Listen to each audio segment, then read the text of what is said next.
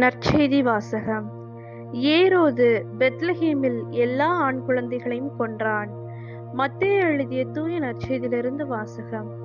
அதிகாரம் 2, இறைவசனங்கள் 13 முதல் 18.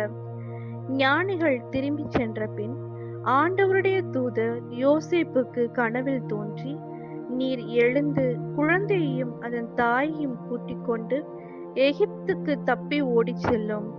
நான் உமக்கு சொல்லும் வரை அங்கேயே இரும்.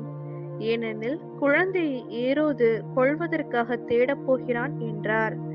யோசேப்பு எழுந்து குழந்தையையும் அதன் தாயையும் கூட்டிக் கொண்டு இரவிலேயே எகிப்துக்கு புறப்பட்டு சென்றார். ஏரோது இறக்கும் வரை அங்கேயே இருந்தார். இவ்வாறு எகிப்திலிருந்து என் மகனை அழைத்து வந்தேன் என்று இறைவாக்கினர் வாயிலாக ஆண்டவர் உரைத்தது நிறைவேறியது. ஞானிகள் தன்னை ஏமாற்றியதை ஏரோது கண்டு மிகுந்த சீற்றம் கொண்டான்.